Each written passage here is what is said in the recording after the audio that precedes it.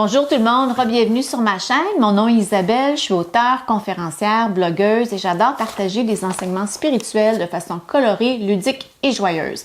Aujourd'hui, je voulais faire une courte capsule sur l'amour de soi parce que j'ai offert un atelier là-dessus en fin de semaine et c'est encore frais dans ma mémoire. Alors, on est passé la Saint-Valentin, mais l'amour de soi, c'est quelque chose qu'on cultive constamment à tous les jours. Pourquoi je vous parle de ça? Parce que pendant longtemps, moi, j'ai pas montré de la bienveillance envers moi-même, j'ai pas montré de l'amour envers moi-même, travaillant 14 heures par jour, m'alimentant très mal et prenant pas des pauses pour juste être, pour juste vibrer. Alors, l'amour de soi, comme le dit Louise Hay, la grande auteure américaine, c'est pas de la vanité, c'est pas se trouver beau et tout ça. Ça vient de la peur. Essayer de démontrer qu'on est quelqu'un à travers l'amour extrême. C'est de la vanité et c'est un peu du narcissisme. Ça vient, comme dit Louise Hay, de la peur. L'amour de soi, c'est juste démontrer du respect envers soi-même, envers son corps, envers son esprit et envers son âme. Alors, dans mon atelier, pendant l'atelier, j'ai partagé des trucs pour s'aimer davantage. Alors, je ne vais pas tout vous les dire parce que l'atelier est toujours disponible en ligne si ça vous intéresse. Je vais vous en donner 5. 5 clés pour s'aimer davantage. Je pense que ça peut nous aider. En tout cas, moi, c'est des choses que j'ai appris de peine et de misère et j'aimerais les partager avec vous pour que vous soyez plus doux, plus douce envers vous-même. La première, c'est quelque chose que j'ai déjà partagé dans une autre vidéo, inspirée des 7 lois spirituelles de Deepak Chopra, qui dit que une des lois spirituelles, c'est de juste être avec soi-même, prendre des pauses, aller en nature, méditer. Ça, c'est démontrer de l'amour vers soi-même, juste être, pas toujours essayer de prouver un 40 millions d'affaires à tout le monde, pas toujours avoir une to-do list à pu finir. Ça, c'est pas de la bienveillance. C'est encore une fois montrer de la peur de ne pas être assez.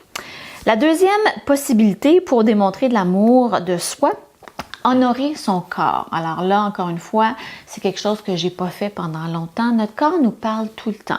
Et si on prend 5 cafés par jour, 6 cafés par jour, on est toujours rendu chez Starbucks, ben c'est parce que oui, on ne démontre pas de la bienveillance envers soi-même, mais en même temps, on ne sait pas quand est-ce qu'on a besoin de repos. On est toujours sur l'adrénaline, on est toujours sur le go, go, go, et on ne sait pas si notre corps a besoin de repos, s'il a besoin d'une sieste, de dormir plus, de peut-être rajouter 1 heure de sommeil. On ne le sait pas parce qu'on est vraiment pompé à l'adrénaline et à la caféine, chose que moi j'ai fait pendant longtemps et j'ai fait du tort vraiment quasi irréparable à mon corps.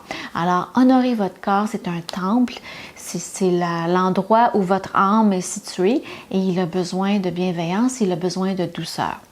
La troisième possibilité, c'est d'arrêter de se parler négativement. Alors, quand on s'attrape au vol en train de se dire « Ah, t'es donc bien ci, t'es donc bien ça, d'avoir fait telle chose, d'avoir dit telle affaire », au lieu de passer des heures et des heures à essayer de se remémorer ce qu'on a écrit dans un courriel, on lâche prise, on laisse aller, on se pardonne.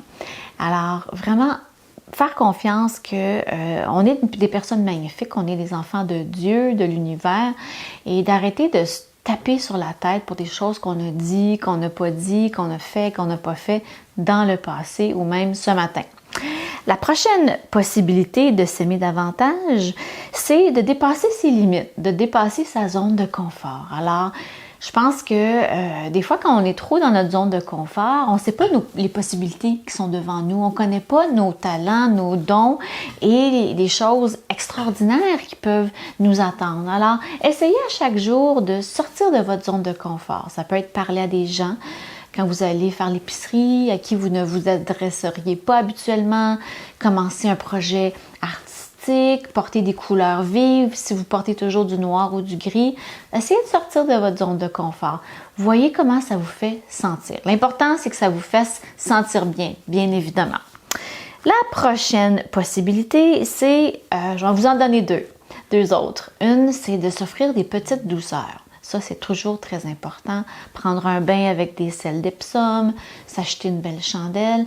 Des choses comme ça, ce n'est pas des dépenses inutiles. Peut-être dans votre famille, dans votre couple, c'est vu comme des dépenses inutiles. Et moi, je suis ici pour vous dire que non, c'est un investissement dans votre bien-être et dans votre bonheur, tout simplement. Donc, vous pouvez rajouter ça à votre budget, je vous donne la permission, une chandelle, des sels de bain, une tisane dans votre petite boutique que vous aimez au village où vous habitez. Des choses comme ça, c'est des cadeaux qu'on fait à soi, pour soi, et c'est un investissement dans notre bien-être. Et la dernière, c'est apprendre à dire non. Alors ça, si vous êtes comme moi je suis un people pleaser, j'aime ça faire plaisir aux autres, mais des fois on dit non, on dit oui, pardon, on oublie qu'on a le droit de dire non. Si quelque chose n'est pas un hell yes, c'est un hell no. Alors si quelqu'un vous invite dans pas un événement, parce qu'en ce moment c'est difficile, mais à vous faire quelque chose, à participer dans quelque chose, ou juste tout simplement vous invite ou veut que vous travailliez sur un dossier qui ne vous intéresse pas, que vous n'avez pas le temps de réaliser, chose que moi je ne faisais pas avant, apprenez à dire non, non merci, non c'est pas possible, merci de penser à moi, mais mon horaire est plein en ce moment, je ne peux pas faire ceci, je ne peux pas accomplir cela, merci, merci, merci, gratitude, mais c'est non. Et surtout, ne pas se taper sur la tête après avoir dit non, chose que souvent les empathes, les personnes empathiques ont tendance à faire, à se sentir la culpabilité d'avoir dit non. Non, c'est non tout simplement. Apprenez à dire non en toute légèreté, sans jugement, sans culpabilité. Peut-être mettre une petite chanson après le coup pour que vous restiez dans la joie, dans la légèreté. Alors voilà mes conseils pour montrer plus d'amour envers soi. J'espère que ça vous aide, j'espère que vous trouvez ça utile. Merci infiniment de vous abonner à ma chaîne, de me lire et de me suivre. À bientôt pour une prochaine capsule.